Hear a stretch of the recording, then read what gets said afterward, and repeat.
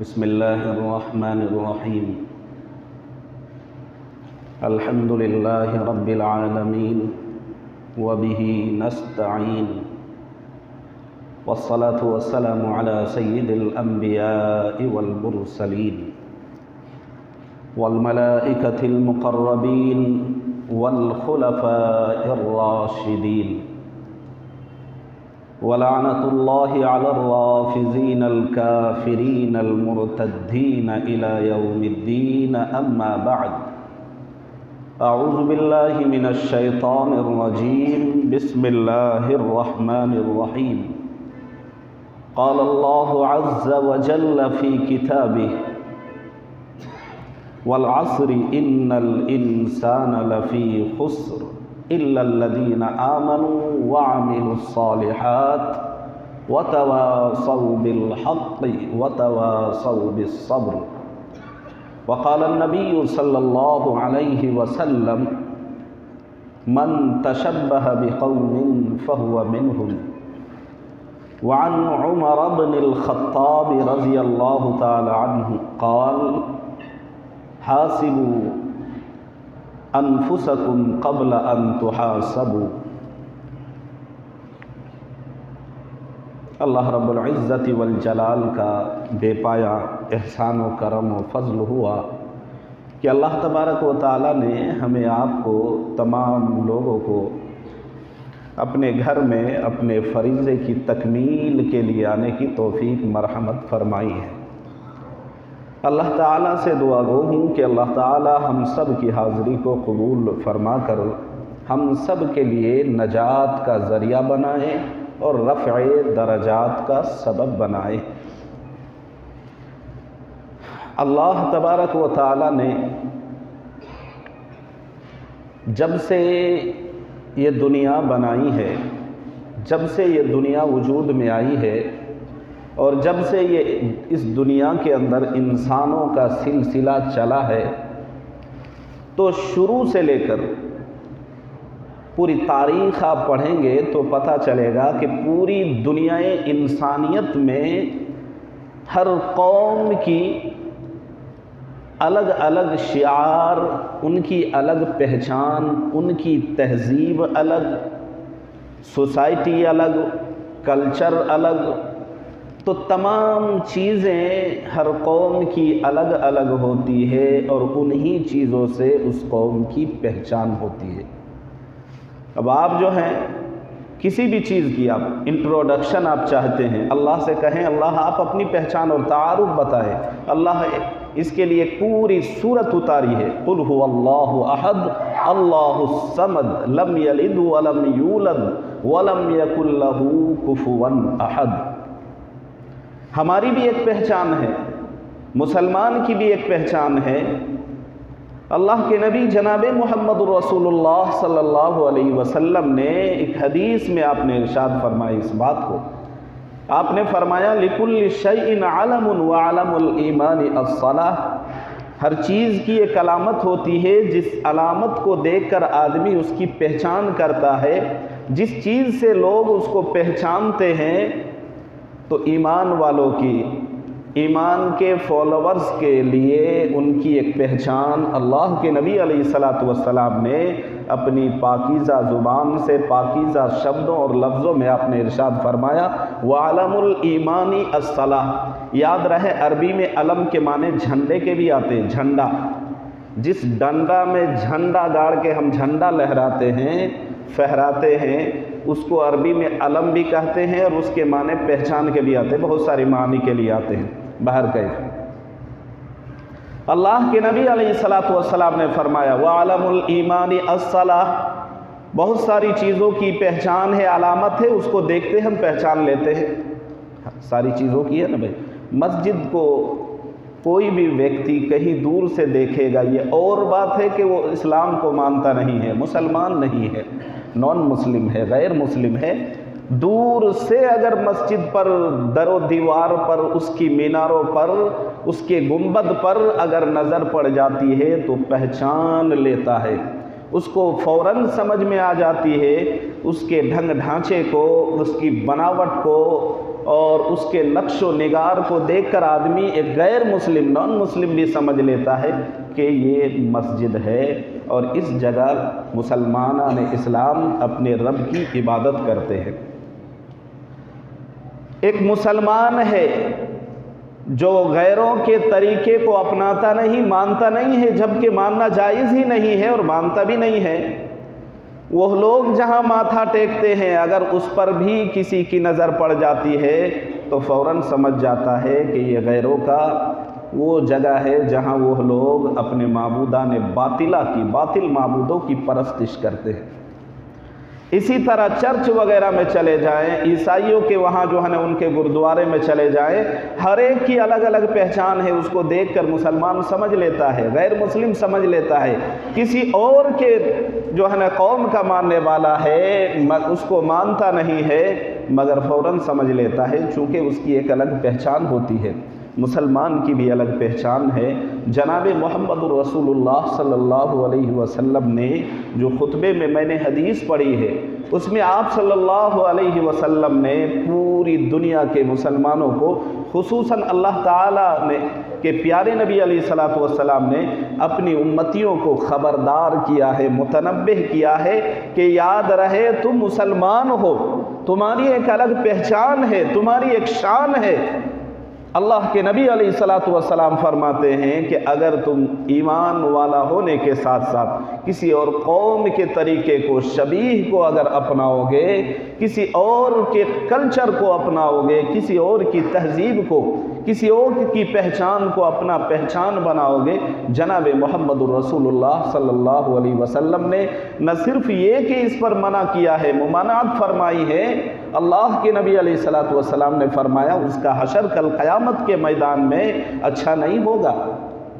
کل قیامت کے دن اللہ کے نبی علیہ الصلوۃ والسلام فرماتے ہیں میدان محشر میں جہاں سب کی صفیں الگ الگ لگی ہوں گی، تمام نبیوں کے فالوورز کی صفیں الگ الگ ہوں گی، اس امت کے پیارے نبی جناب محمد الرسول اللہ صلی اللہ علیہ وسلم کے چاہنے ماننے والے، ایمان لانے والوں کی صفوں کی تعداد حدیث میں بتائی گئی ہے کہ سب سے زیادہ ہوں گی، اور سب سے زیادہ آخری نبی پر ایمان لانے والے ہوں گے، ان کے امتی ہوں گے۔ جب سب کی صفیں لگی ہوئی ہوں گی تو اللہ کے نبی علیہ الصلوۃ والسلام کی اس حدیث سے جو میں نے خطبے میں پیش کی ہے، اس کے تناظر میں محدثین نے اس پر جرح کی ہے، اس کی ڈیٹیل میں جا کر باتیں لکھی ہیں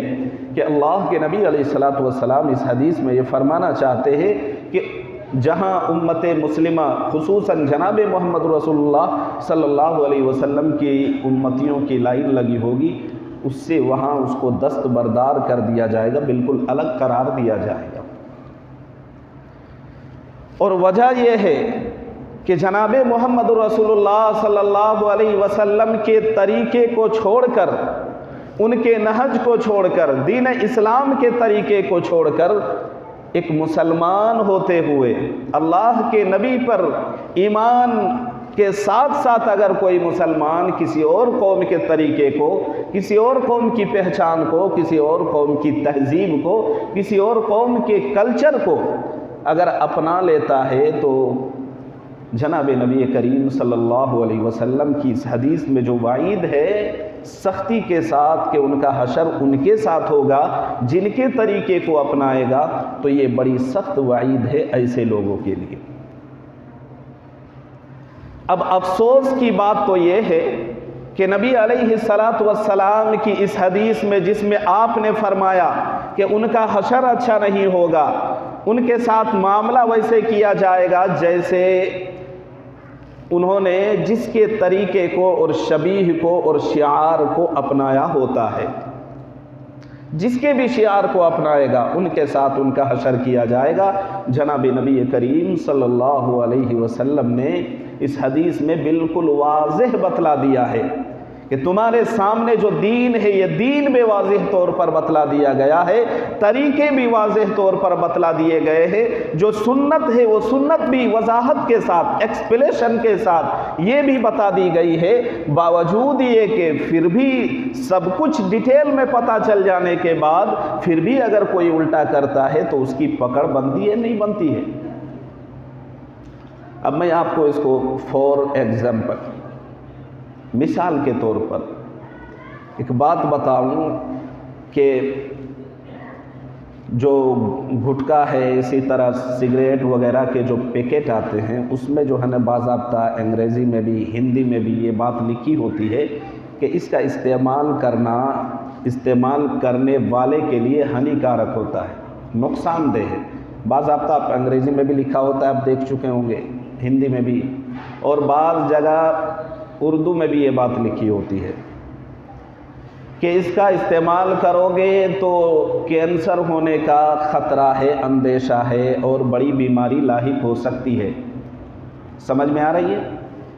ساری بات اس میں لکھی ہوتی ہے۔ جب لکھی ہوتی ہے، آدمی کو پہلے سے پتہ ہے کہ اس کے استعمال سے بندے کو نقصان ہو سکتا ہے، پھر بھی آدمی اپنی جیب سے اپنی قیمتی رقم لگا کے اس کو خرید کے اس کو استعمال کر رہا ہے۔ کیا اس کو پتہ نہیں ہے؟ پتہ ہے، لکھا ہوا بھی ہے، باوجود یہ کہ پھر بھی استعمال کر رہا ہے۔ اب اگر اس کو اس کے استعمال پر کوئی بیماری ہو جاتی ہے، خدا نہ کرے، خدا نہ کرے، خدا نہ کرے، کبھی ایسا نہ ہو کسی مسلمان کو، اگر اس کو ایسی کوئی بڑی بیماری لاحق ہو جاتی ہے، مثلاً اس کو کینسر جیسی بیماری لاحق ہو گئی، تو کیا وہ پیکٹ لے کے جا کے دکاندار کو کہہ سکتا ہے؟ اس کا اتھارٹی، ادھیکار اس کو ہے، یہ پاور اس کو حاصل ہو سکتا ہے کہ وہ جا کے کہے گا کہ بھائی تمہارے دکان سے یہ خریدی ہوئی یہ چیز جس کو میں نے استعمال کیا اور اس کے استعمال پر مجھے یہ نقصان ہوا، یہ بڑی بیماری لاحق ہو گئی ہے، لگ گئی ہے، اور اس بیماری سے لپت ہو کر ہماری جان میں بھی خطرے میں۔ کیا کوئی عقل مند بندہ جا کر دکاندار کو کہہ سکتا ہے؟ کہنے جائے گا تو کان کے نیچے کھول کے گدی پہ ایک کھینچ کے لگائے گا، اس کو لگائے گا کہ نہیں؟ کہ بے وقوف،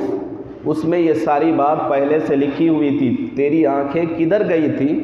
جب تو خرید رہا تھا؟ تو پڑھنے بھی جانتا ہے، بات لکھی ہوئی تھی، جب لکھی ہوئی ہے پھر بھی استعمال کر کے تم کو نقصان ہو رہا ہے، تو غلطی اب تمہاری ہے، ہماری نہیں ہے۔ بعینہ وہ حدیث جو میں نے خطبے میں پڑھی ہے، اس حدیث میں اللہ کے نبی علیہ الصلوۃ والسلام نے فرما دیا کہ دین جو ہے، یہ دین مذہب اسلام، دین کو اللہ کے رسول اللہ صلی اللہ علیہ وسلم نے واضح طور پر اس کو بتلا دیا ہے، طریقے کو بتلا دیا ہے کہ دین کے طریقے کیسے ہوں گے، سنتیں بھی بتلا دی گئی ہے پوری وضاحت کے ساتھ، ڈیٹیل میں، ایکسپلیشن کے ساتھ۔ آپ جان سکتے ہیں، سمجھ سکتے ہیں، عقل مند ہیں، آپ عقل مند ہے، اسی لیے یہ باتیں بتائی جا رہی ہے۔ اگر عقل بند ہوں گے، یعنی آپ کا عقل اگر بند ہے، پھر یہ باتیں آپ کے سامنے کرنا اور نہ کرنا دونوں برابر ہے، پھر تو ایکویل ہے، برابر ہے۔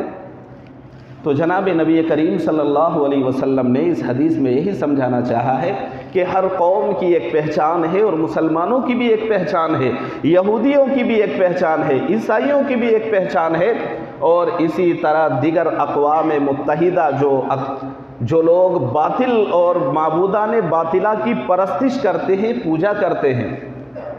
اللہ کے نبی علیہ الصلوۃ والسلام نے فرمایا ان کی بھی ایک پہچان ہے۔ اب اگر کوئی مسلمان یہ ساری باتیں جانتے ہوئے، جس طرح سگریٹ کی ڈبی میں ساری باتیں لکھی ہوتی ہے، اس کو جاننے کے باوجود استعمال کرتا ہے،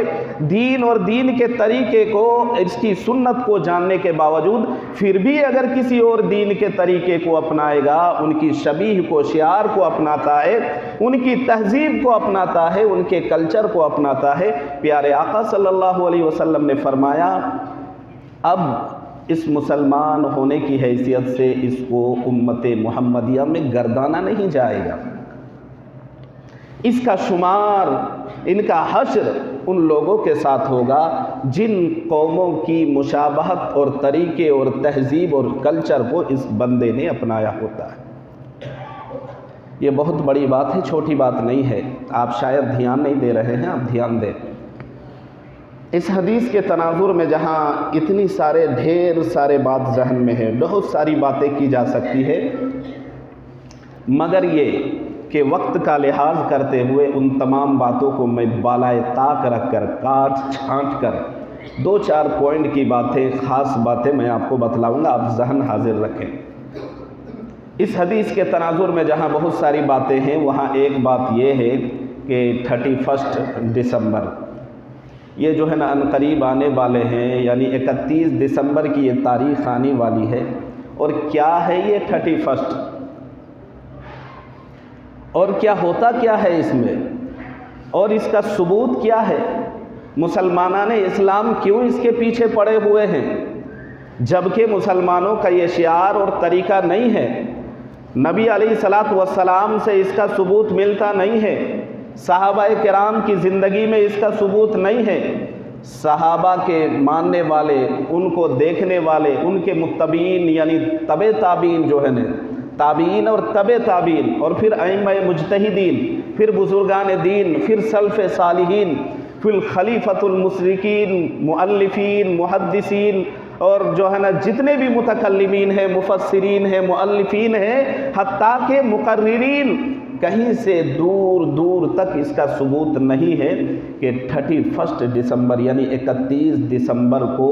یاد رکھنے اور اس کا انتظار کرنے اور اس کے لیے گریٹنگ کارڈ خریدنے، اور اس کے بعد جو ہی یہ رات کے 12 بجتے ہیں اور ایک دوسرے کو مبارکباد دینے کی دور دور تک کہیں سے بھی اس کا ثبوت نہیں ہے۔ بات صرف اسی پر ختم نہیں ہوتی ہے، اگر بات کی اگر ایک گرہ اور کھول دیے جائے، تھوڑا ایک اسٹیپ اور آگے بڑھ کے اگر بات کی جائے کہ یہ جو ہے نا ہر قوم اپنے کیلنڈر کے حساب سے سال کے پہلے دن کو بڑی اہمیت دیتی ہے، اس دن کو بڑا دھوم دھام سے منانے کا ایک رواج ہے، اور خصوصاً سال کے جو پہلے دن ہوتے ہیں اس دن میں وہ جشن کے طور پر مناتے ہیں، مگر یہ کہ اس دن میں یعنی سال کے پہلے دن میں فرسٹ ڈے، پہلے دن جو ہے اس دن خوشیاں منانے کے پیچھے جو ہے نا اس کا کیا ہے حقیقت؟ جناب محمد الرسول اللہ صلی اللہ علیہ وسلم کی حدیث اور تاریخی باتوں سے پتہ چلتا ہے کہ اس دن جو ہے چونکہ عیسائی لوگ 25 دسمبر کو سیدنا حضرت عیسیٰ علی نبینا علیہ الصلاۃ والتسلیم کی وہ لوگ پیدائش کا دن مانتے ہیں اور اسی لیے اس دن وہ خوشیاں مناتے ہیں۔ جہاں بہت ساری باتیں لکھی ہے، وجوہات لکھی ہے، ان میں سر فہرست کتابوں میں ایک بات یہ بھی لکھی ہے کہ چونکہ وہ لوگ 25 دسمبر کو عیسیٰ علیہ السلام کی پیدائش کا دن مانتے ہیں، اس لیے وہ خوشیاں مناتے ہیں، جشن مناتے ہیں اور اس دن کو سیلیبریٹ کرتے ہیں۔ تو یہ خال خال بلکہ پوری دنیا میں اس کے فالوورز، اس کے ماننے والے عیسائی لوگ آگے پیچھے کر کے یہ خوشیاں مناتے ہیں، اور یہ سلسلہ اتنا چلتا ہے کہ چلتے چلتے رکتا نہیں ہے بالکل آخری دسمبر تک، اور دسمبر کے بعد جو پہلی تاریخ آتی ہے، سال کا پہلا دن ہوتا ہے، اس دن تک مناتے ہیں۔ اور منانے کا عالم یہ ہوتا ہے، اس کا کانسیپٹ یہ ہے کہ جو بندہ سال کے پہلے دن میں ہیپی نیو ایئر کہتے ہوئے اگر کوئی کسی کو وش کرتا ہے، اس کی مبارکباد پیش کرتا ہے، اگر مبارکبادی دیتا ہے، تو گویا کہ ان کی سوچ اور تھنکنگ یہ ہے کہ وہ جناب محمد الرسول اللہ صلی اللہ علیہ وسلم کی امتی ہونے کے بعد بھی وہ بندہ عیسائیوں کے طریقے کو، عیسائیوں کی سوچ کو اپنی سوچ میں ملاتا ہے اور ثابت کرتا ہے اور استحکام اور مضبوط کرتا ہے۔ چونکہ عیسائیوں کا یہ طریقہ ہے، ان کے یہاں منانے کا طریقہ ہے، وہ لوگ عید مناتے ہیں اور جشن مناتے ہیں، اور یہ سلسلہ چلتا رہتا ہے سال کی پہلی تاریخ تک۔ اور اس کے پیچھے وجہ یہ ہے کہ ان کا دو باطل عقیدہ ہے عیسیٰ علیہ السلام کے تئیں۔ آپ گزشتہ جمعہ اس کو بھی پوری اچھی طرح سماعت کر چکے ہیں، سن چکے ہیں۔ تو اگر کسی بھی عقیدے پر آپ چلے جائیں किसी بھی اینگل سے اگر آپ اس کی خوشیاں میں اپنے آپ کو شریک کرتے ہیں تو گویا کہ مسلمانوں کا یہ شریک کرنا عیسائیوں کی باتوں کو مستحکم کرنا، ثابت کرنا، مضبوط کرنا ہوا اپنے عمل سے، اپنے کردار سے، اپنے ذہن سے، اور یہ ایک مسلمان ہونے کی حیثیت سے ناجائز ہے، حرام ہے۔ ایک مسلمان کے لیے یہ شیوا نہیں دیتا ہے، زیب نہیں دیتا ہے کہ مسلمان ہونے کی حیثیت سے وہ بندہ عیسائیوں کے طریقے کو اپنائے، یہودیت کے طریقے کو اپنائے، مجوسیت کے طریقے کو اپنائے۔ مسلمان کے لیے یہ چیزیں زیب نہیں دیتا ہے۔ اور اس کی حد اور انتہا تو یہ ہے کہ بہت سارے طریقے ایسے ہیں جو آج ہمارے گھروں میں کیے جاتے ہیں، آج ہمارے گھروں میں کیے جاتے ہیں۔ خصوصی بات آپ سماعت کریں کہ اس دن یعنی پہلے سال کی پہلی تاریخ میں، نئے سال کے پہلے دن میں جو لوگ خوشیاں منانے کا جو ہے نا ان کے یہاں اس کا کانسیپٹ ہے، وہ اتنی خوشیاں نہیں مناتا ہے جتنا آج مسلمان خوشی مناتے ہوئے نظر آتے ہیں۔ ان کے یہاں بھی اتنا جشن منانے کا رواج نہیں جتنا آج مسلمان گھرانے میں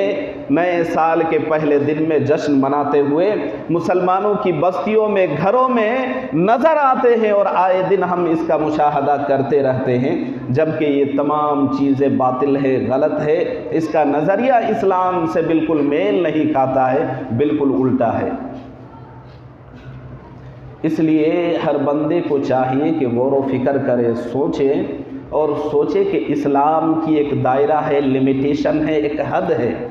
اس حد کے دائرے میں رہتے ہوئے ہم اسلام کو فالو کریں گے، تب ہی ہم اسلام کے فالوورز ہوں گے، اور تب ہی ہمارا وہ عمل جو ہے نا جس کی مانیتا اور جس کی جو ہے نا ویلیو اور جس کی اہمیت شریعت کی نظر میں ہے، ورنہ اس کی کوئی ویلیو نہیں ہے۔ آپ سمجھ سکتے ہیں گریٹنگ کارڈ خریدنے کے جو طریقے رائج ہیں اور جو چلن جو عام ہیں، اس پر صرف ایک بات سجھاؤ کے طور پر مجھے آج جمعے کے خطبے کے عنوان کے حوالے سے یہ بتانا ہے کہ جب سال کے چونکہ پہلے دن آنے سے پہلے یعنی جنوری کی پہلی تاریخ سے پہلے ہی، نئے سال کے پہلے دن سے پہلے ہی لوگ گریٹنگ کارڈ خریدتے ہیں، اور ہیپی نیو ایئر کے کلمات تو جنوری کی آمد سے پہلے ہی صحیح جو ہے نا یہ کلمات رائج رہتے ہیں۔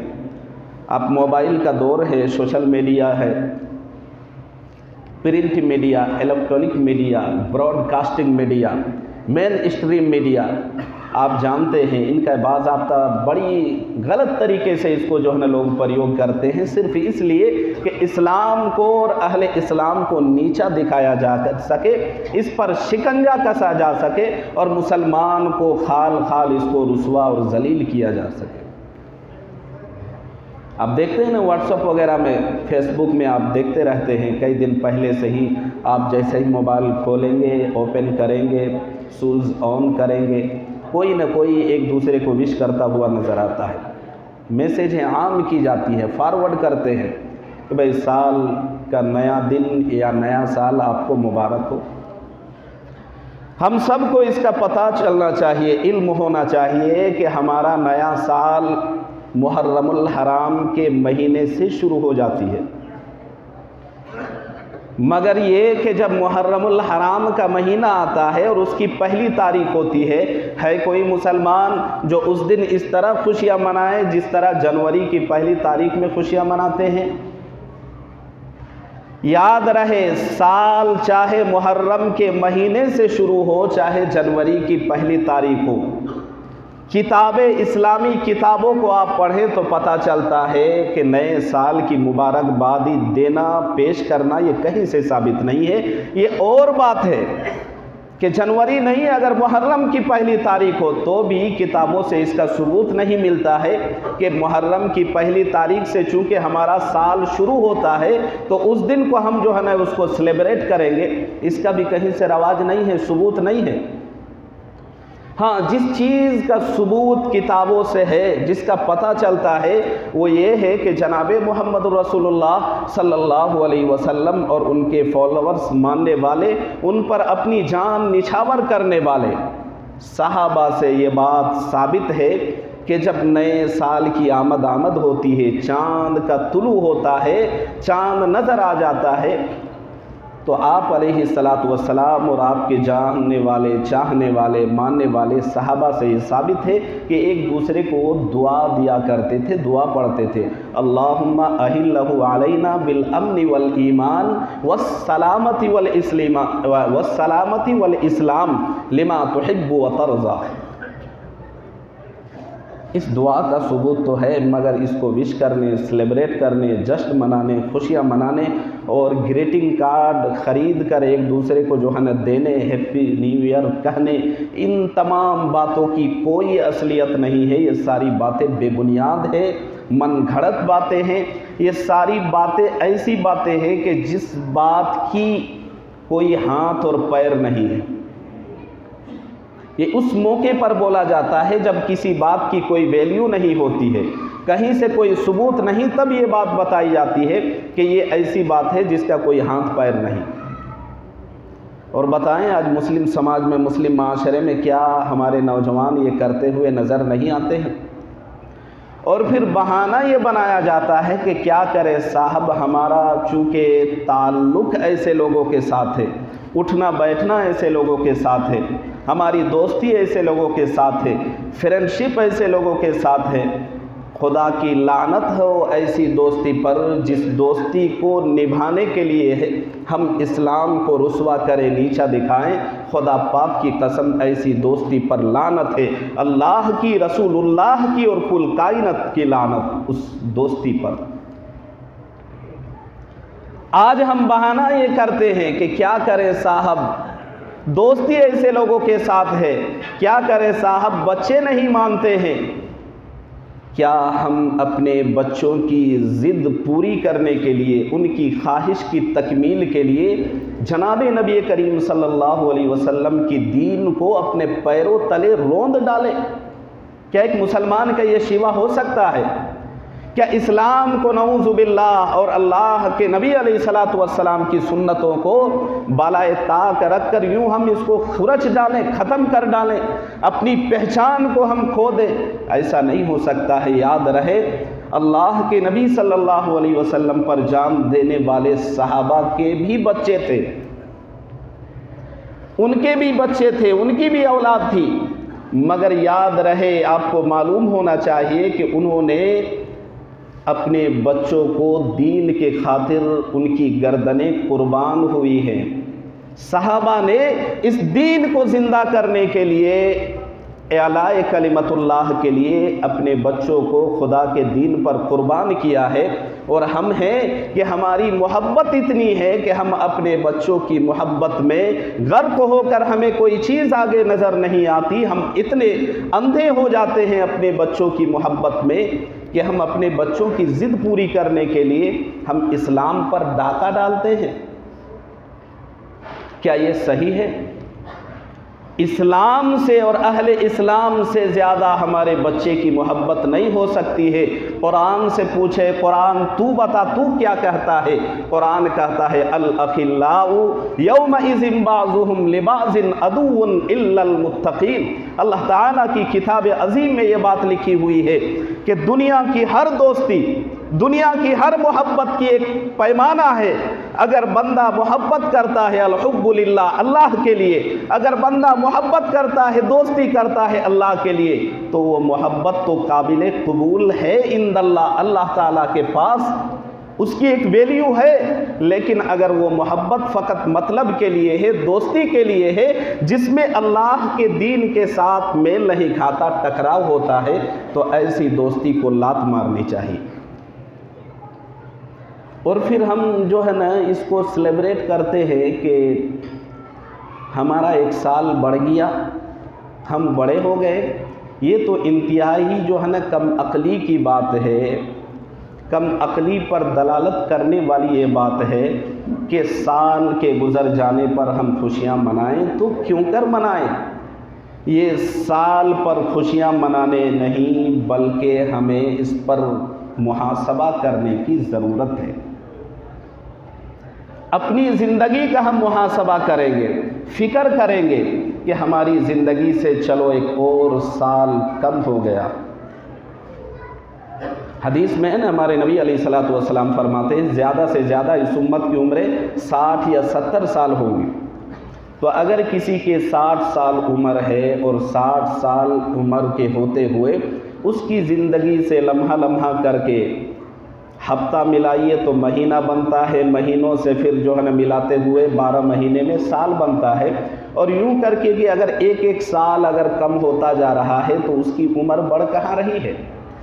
وہ تو اپنی موت سے بالکل قریب ہو رہا ہے، اس کی عمر ختم ہو رہی ہے۔ ٹھیک اسی طرح جس طرح شاعر نے کہا ہے اپنے شعر میں، اس کو سمجھانا چاہا ہے اس چیز کو کہ برف کی بڑی سی سلی لے کر اگر سخت دھوپ میں اگر رکھ دی جائے اور بندہ اس کو استعمال میں نہ لائے، یوں ہی اگر کچھ دیر تک چھوڑ دیے جائیں تو دھیرے دھیرے وہ برف کی سلی پگھلتے پگھلتے ختم ہو جائے گی، اس سے کسی کو کچھ فائدہ ہونے والا نہیں ہے۔ ٹھیک اسی طرح یہ زندگی، یہ جو نئے سال آ رہے ہیں نا، اس پر خوشیاں منانا نہیں چاہیے بلکہ غم کرنا چاہیے، افسوس کرنا چاہیے، محاسبہ کرنا چاہیے کہ یہ ایک ایک سال کر کے ہماری زندگی سے کم ہوتی چلی جا رہی ہے اور ہم جو ہے اپنے موت کے بالکل قریب ہو رہے ہیں۔ تو موت کے قریب ہونے پر کیا کسی عقل مند شخص کو آج تک خوشیاں مناتے دیکھا ہے؟ اس کو آپ جو ہے نا فور ایگزامپل، مثال کے طور پر ایک بندہ ہے جس کو کسی چیز میں مقدمے میں اس پر سزا جو ہے نا تجویز کر دیے جائیں کہ آج سے ٹھیک 2 دن پہلے تمہیں پھانسی پر لٹکا دی جائے گی، یہ 2 دنوں تک اب تمہاری زندگی بچی ہے، لہٰذا موج مناؤ 2 دنوں تک۔ بتائیں جس بندے کو پتہ ہے کہ 2 دن کے بعد ہم سولی پہ لٹکنے والے ہیں، ہماری موت ہونے والی ہے، ہم مرنے والے ہیں، کیا پل پل کی موت مرے گا نہیں؟ وہ کبھی خوشیاں منائے گا؟ پھر ہم خوشیاں منانے کے پیچھے کی ہماری حقیقت کیا ہے؟ اس کا مطلب یہ ہے کہ دین اور اسلام کو ہم جانتے تو ہیں، مانتے نہیں ہیں، عمل نہیں کرتے ہیں۔ اس لیے بھی اس پر ہمیں غور و فکر کرنا چاہیے۔ اور اس ضمن میں چونکہ نئے سال کے موقع پر ایک اور خرافات پکنک منانے کا ہے۔ پکنک بھی حقیقت پہ جائیں گے تو یہ بہت لمبی بات ہو جائے گی، بس ایک بات بتا دیتے ہیں جانے والوں کے لیے کہ یاد رہے نبی علیہ الصلوۃ والسلام اور صحابہ جب غزوات میں جاتے تھے اور لمبا راستہ طے کرنا ہوتا تھا، رات ہو گئی، ایک جگہ آخری شب میں پڑاؤ ڈالتے تھے، رکتے تھے آرام کے لیے، بھوک لگی ہوتی تھی کھانا کھانے کے لیے، اور نماز کا وقت ہو جائے تو نماز پڑھتے تھے، مگر یہ کہ وہ ایک الگ ضرورت ہوتی تھی۔ اس چیز کو اگر کوئی یہاں کھینچ لائیں اور ادھر منطبق کریں، ادھر ملا دیں، تو اس سے بڑا بیوقوف اس دنیا میں اور کوئی نہیں ہو سکتا ہے۔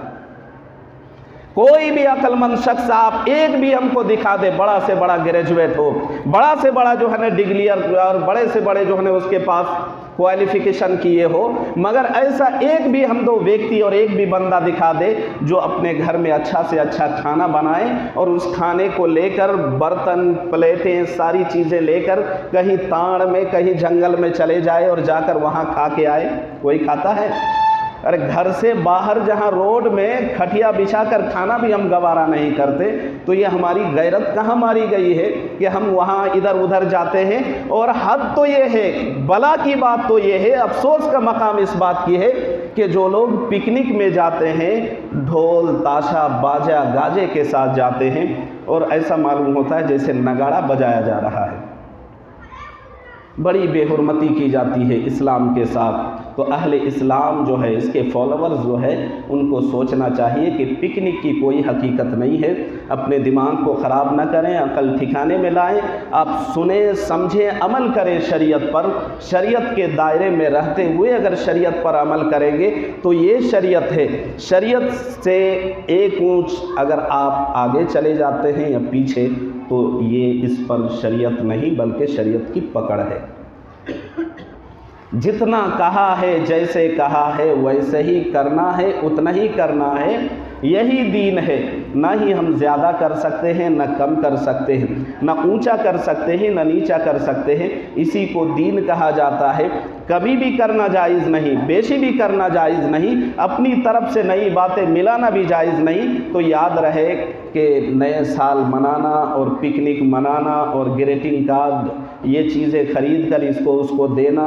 हैप्पी न्यू ईयर के कलिमात कहना और इस दिन को सेलिब्रेट करना और इस दिन में अच्छे उम्दा खाना खाना, अच्छे कपड़े पहनना जायज़ नहीं है। इस तौर पर कि अगर कोई इस साल को मनाने के लिए या इस साल के लिए नया कपड़ा पहनता है तो इस दिन नया कपड़ा पहनना सही नहीं है। अच्छा खाना खाना जायज़ नहीं है, मगर हाँ, साल से उसको कोई लेना देना नहीं है, दिन से उसको कोई लेना देना नहीं है। जिस तरह 28 दिसंबर का दिन होता है, 28 दिसंबर की रात आती है, 29 का दिन और रात है, उसी तरह 30 की रात और दिन है, 31 में भी वही है। तो जनवरी की पहली तारीख को भी अगर उसी नहज में नॉर्मली अगर कोई मनाता है और अच्छा उस दिन खाना खाता है तो अच्छा कपड़ा पहने, अच्छी चीज़ें खाएं, कोई हरज नहीं है। मगर उस दिन को खास करके इस नीयत से अगर अच्छा कपड़ा पहने तो वो भी गलत और अच्छा खाना खाए ये भी गलत। उम्मीद है कि इंशाअल्लाह आप सबको बात समझ आ गई होगी। अल्लाह तबारक व तआला हम सबको इस तरह के खुराफात से बचने की तौफीक दे। व आखिर दावाना अनिल हम्दुलिल्लाहि रब्बिल आलमीन।